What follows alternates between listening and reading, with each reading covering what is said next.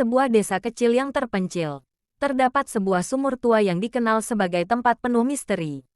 Sumur itu berada di tengah kebun bambu yang rimbun.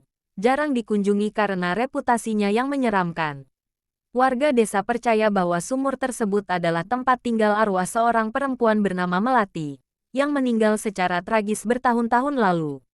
Melati adalah seorang gadis muda yang dicintai banyak orang. Namun, hidupnya berakhir secara misterius ketika tubuhnya ditemukan di dalam sumur tersebut. Hingga kini, banyak warga yang mengaku mendengar suara tangis atau bisikan dari sumur itu, terutama saat malam bulan purnama. Rico, seorang pemuda yang baru pindah ke desa itu untuk bekerja, tidak percaya pada cerita-cerita semacam itu. Baginya, suara-suara aneh hanyalah hasil imajinasi warga yang terlalu percaya tahayul. Suatu malam, saat pulang dari kebun, ia melewati jalan setapak yang berdekatan dengan sumur tua.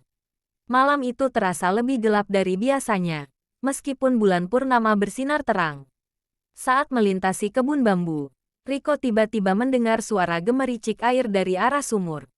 Suara itu aneh, seperti seseorang sedang menciduk air menggunakan ember.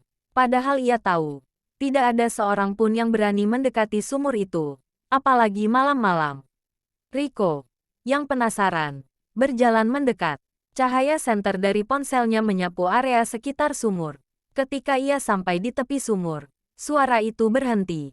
Keheningan mencekam menggantikan gemericik air tadi. Dengan hati-hati, Rico mengintip ke dalam sumur.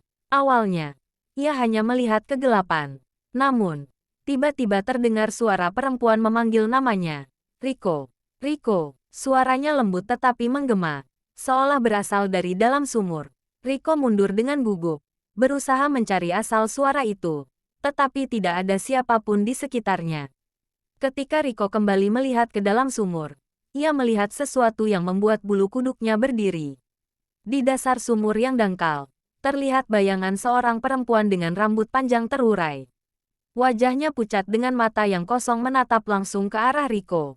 Sosok itu tiba-tiba tersenyum, dan suara tertawa kecil terdengar, memecah keheningan malam. Rico berlari secepat mungkin, meninggalkan sumur tua itu. Dalam ketakutannya, ia merasa seperti ada seseorang yang mengikuti di belakangnya. Namun, ia tidak berani menoleh. Keesokan harinya, Rico menceritakan pengalamannya kepada Pak Jono, seorang tetua desa. Pak Jono mendengarkan dengan serius, lalu berkata, "Kau telah melihat Melati. Banyak orang desa yang pernah mengalami hal serupa. Ia masih terjebak di sana, mencari keadilan atas kematiannya." Pak Jono lalu menceritakan kisah sebenarnya. Melati ditemukan tewas di sumur itu setelah dikhianati oleh kekasihnya, yang kabur bersama wanita lain. Warga percaya bahwa arwah Melati tidak pernah tenang, dan ia sering muncul untuk menuntut perhatian dari siapa saja yang berani mendekati sumur itu. Sejak malam itu, Rico tidak pernah lagi melewati kebun bambu saat malam hari. Ia juga memperingatkan pendatang baru untuk menjauhi sumur tua tersebut.